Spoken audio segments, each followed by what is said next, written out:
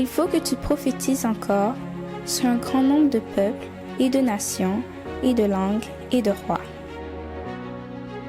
Apocalypse 10, verset 11. ASJH 1889 du Cap Haïtien.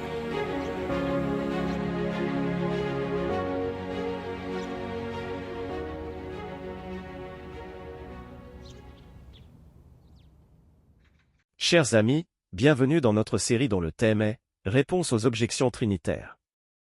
À noter que la doctrine de la Trinité enseigne un Dieu en trois personnes coéternelles.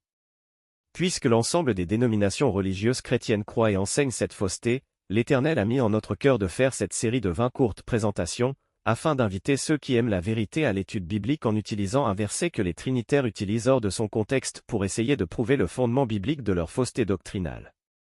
Donc, cette série est pour vous inviter à discerner ce qui est vrai afin de l'accepter et de rejeter ce qui est faux. Le verset du jour se trouve dans le premier épître de Jean. Nous allons nous rendre dans le chapitre 5 pour lire le verset 20. 1 Jean 5 verset 20. Lisons-le. Nous savons aussi que le Fils de Dieu est venu, et qu'il nous a donné l'intelligence pour connaître le véritable, et nous sommes dans le véritable, en son Fils Jésus-Christ. C'est lui qui est le Dieu véritable, et la vie éternelle. Amen. Certains trinitaires enseignent que ce texte dit de Jésus qu'il est le Dieu véritable. Considérons cependant celui qui est le véritable.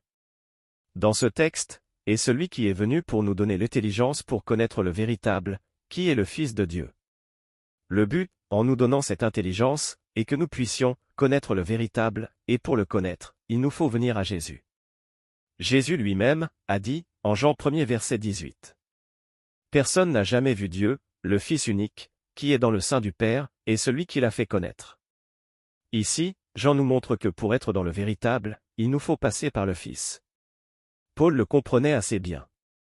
Écrivant aux Éphésiens, il dit, « Nous avons les uns et les autres accès auprès du Père, dans un même esprit. » Éphésiens 2 verset 18. En étant en Christ, nous sommes dans le véritable, c'est-à-dire, le Père.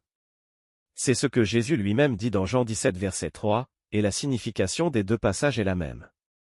Or, la vie éternelle, c'est qu'ils te connaissent, toi, le seul vrai Dieu, et celui que tu as envoyé, Jésus-Christ. Donc, c'est l'Éternel le Père du Christ qui est le véritable et non Jésus-Christ lui-même. Merci d'avoir pris le temps d'écouter cette courte présentation. Il va nous rester 9 autres.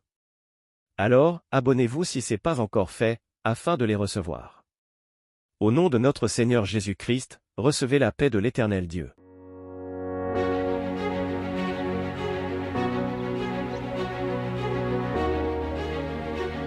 Et de nations, et de langues, et de rois.